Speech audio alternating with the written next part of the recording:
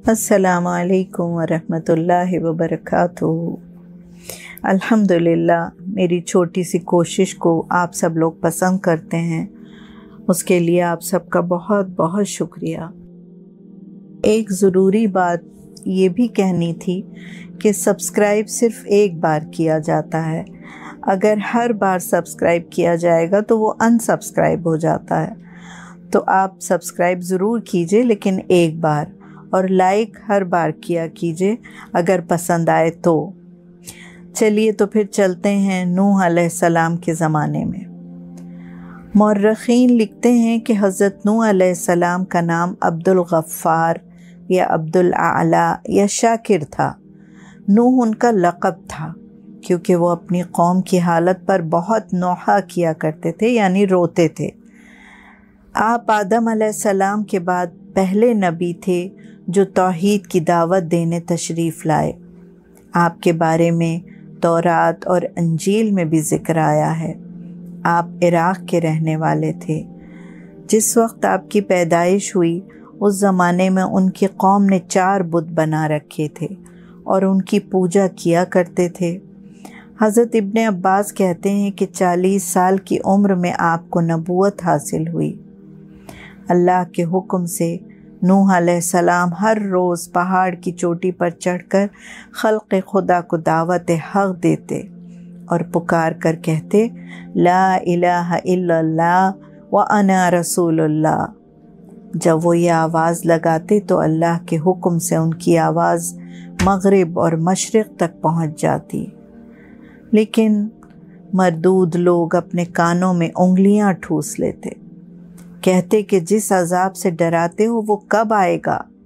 Sir पर कपड़ा ओढ़ लेते और बेअदबी से हज़रत नूह को मारते और इतना मारते कि वो बेहोश हो जाते। एक रोज़ का ज़िक्र है कि नूह अलैहिस्सलाम के गले में रस्सी डालकर उनको खींचा। वो शदीद तकलीफ़ में मुब्तला रहे, कई दिन तक बेकरार रहे। कुरान में आपका तस्करा 31 जगह आता है। और नूह ने अपने रब से कहा, ए रब, मैं बुलाता रहा अपनी कौम को दिन रात, मगर मेरे बुलाने से और ज़्यादा भागते रहे और हर रोज़ मुझ पर जुल्म और सितम करते हैं। एक दिन उनकी कौम ने उनको इतना मारा कि वो लहूलुहान हो गए। उनकी बीवी जो मुसलमान नहीं थी, उन्होंने कौम से कहा, इनको मत मारो, ये दीवाने हैं, ये दीवानेपन में ये सारी बातें करते हैं। बस नूह अलैहिस्सलाम ने आसमान की तरफ अपना चेहरा किया और फिर अपने रब को पुकारा कि घिर गया हूँ काफिरों में और तो उनसे मेरा बदला ले। इस वक्त जिब्राईल अलैहिस्सलाम तशरीफ़ लाए और फरमाया, अल्लाह ने तुम्हारी दुआ कबूल कर ली है। जितने लोग ईमान ला चुके हैं इसके अलावा अब कोई और ईमान नहीं लाएगा।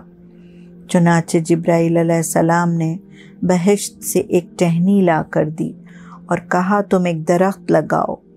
आपने दरख्त लगाया। 40 साल में वो दरख्त 600 गज़ लंबा और 400 गज़ चौड़ा हो गया। जिब्राईल अलैहिस्सलाम तशरीफ़ लाए और फरमाया कि अल्लाह का हुक्म है कि आप इस पेड़ की लकड़ी से एक बड़ी कश्ती बनाइए। आपने जिब्राईल अलैहिस्सलाम के मशवरों से पहले इस लकड़ी से तख्ते बनाए, फिर कश्ती तैयार की। उस कश्ती की लंबाई 1000 गज़ और चौड़ाई 400 गज़ थी। काफिर लोग बहुत हंसते थे और कहते थे कि ये खुश्क ज़मीन के लिए कश्ती बनाता है। जिब्राईल अलैहिस्सलाम ने फरमाया, इन ज़ालिमों के लिए अल्लाह का अज़ाब तूफ़ान की सूरत में आएगा और तूफ़ान की अलामत ये होगी कि तुम्हारे घर के तंदूर से गर्म पानी उबलना शुरू हो जाएगा।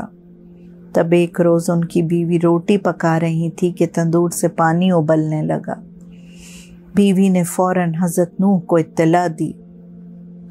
इधर अल्लाह ताला ने आपसे फरमाया कि तुमने जो कश्ती बनाई है उसमें हर तरह के जानवरों का एक एक जोड़ा चढ़ा लो और घर के उन लोगों को जो ईमान ले आए हैं उनको भी अपने साथ मिला लो। ان لوگوں کی تعداد 80 بتائی جاتی ہے۔ تفسیر میں آتا ہے کہ کشتی کی 3 منزلیں تھیں۔ پہلی منزل پر پرندے، دوسری پر نوح علیہ السلام، میں سارے مومن لوگوں کے اور اپنے خاندان کے، اور تیسری منزل میں ہر طرح کے جانور تھے۔ کہتے ہیں کہ گدھا جب کشتی پر سوار ہونے لگا تو شیطان ملعون نے اس کی دم پکڑ لی۔ گدھا پورا زور لگا کر چڑھنے کی کوشش کرتا اور شیطان اسے چڑھنے نہ دیتا۔ نوح علیہ السلام پریشان ہو گئے، گدھے کو سوار کرنے کی کوشش میں ہلکان ہو گئے۔ تب انہوں نے زور سے غصے میں آ کے کہا کہ ارے شیطان سوار ہو بھی جا۔ یہ سنتے ہی گدھا سوار ہو گیا۔ تب نوح علیہ السلام کی نظر شیطان پر پڑی۔ جب انہوں نے اس سے باز پرس کی تو وہ بولا تم نے مجھے چڑھنے کے لیے کہا تھا۔ اب انہوں نے چاہا کہ اسے کشتی سے باہر کر دیں، لیکن اللہ تعالیٰ کا حکم ہوا کہ اس کو یہیں رہنے دیا جائے، کیونکہ اس کو قیامت تک کی مہلت ملی ہوئی تھی۔ ان کے بیٹے جو ان کے ساتھ تھے وہ سام، حام اور یافس تھے۔ چوتھا بیٹا کنعان مارے غرور کے پہاڑ پر چڑھ گیا اور بولا پانی مجھ تک نہیں پہنچ سکے گا، لیکن پانی نے پہاڑوں کو بھی ڈبو دیا۔ آپ نے اسے پکار کر کہا کہ اے بیٹے ہمارے ساتھ سوار ہو جا اور ظالموں کے ساتھ شامل نہ ہو، لیکن وہ نہ مانا اور ہلاک ہو گیا۔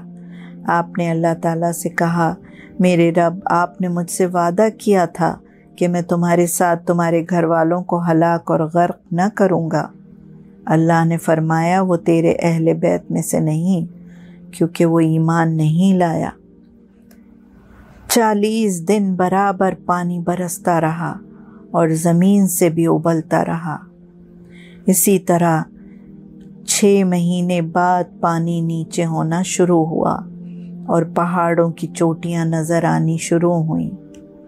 اسی درمیان کشتی نے حجاز میں تقریباً 70 مرتبہ بیت اللہ کا طواف کیا اور پھر ملک شام کی طرف نکل گئی۔ آخر کار کشتی جودی پہاڑ پر ٹھہر گئی۔ اس کے بعد پہاڑ نظر آنے لگے۔ آپ نے کسی پرندے کو بھیجا، کہتے ہیں کہ وہ کوا تھا، کہ وہ خبر لائے کہ زمین پر کتنا پانی ہے۔ وہ گیا اور دانہ دن کا چگنے میں مصروف ہو گیا۔ پھر آپ نے کبوتر کو بھیجا، وہ زمین پر بیٹھا اور کچھ گیلی مٹی سے سنے پیروں سے واپس آیا۔ آپ کو کبوتر پر بہت پیار آیا اور آپ نے دعا کی کہ اللہ کی مخلوق بھی اس سے پیار کرے، اور واقعی ایسا ہی ہوا۔ جبرائیل علیہ السلام نے زمین میں پانی کے لیے 7 راستے بنائے، جن میں بچا ہوا سارا پانی چلا گیا اور وہ 7 دریا بن گئے۔ تب نوح علیہ السلام نے اپنی قوم کو زمین پر اتارا۔ اللہ تعالیٰ نے ان کو حکم دیا کہ پیڑوں کی جڑوں کو زمین میں بو دو۔ آپ نے ہر قسم کی جڑوں کو زمین میں بو دیا۔ پھر جودی پہاڑ پر کشتی کے تختے نکال کر ایک مسجد بنائی اور اپنی قوم کو آباد کیا۔ اس آبادی کا نام 80 رکھا۔ یہ عربی کی گنتی ہے جس کا مطلب ہے 80، جو ان کی قوم کی تعداد تھی۔ وہیں سے دوبارہ دنیا کی ابتدا ہوئی۔ کہتے ہیں کہ آپ نے 950 سال کی عمر پائی۔ کچھ لوگ 1200 سال بتاتے ہیں، کچھ لوگ 1000 سال بتاتے ہیں، واللہ عالم۔ آپ کو آدم ثانی بھی کہا جاتا ہے، کیونکہ آپ کی اولاد سے نسل انسانی کا آغاز ہوا۔ اسی کے ساتھ اجازت چاہوں گی، انشاءاللہ پھر ملیں گے کسی نئے موضوع کے ساتھ۔ خدا حافظ۔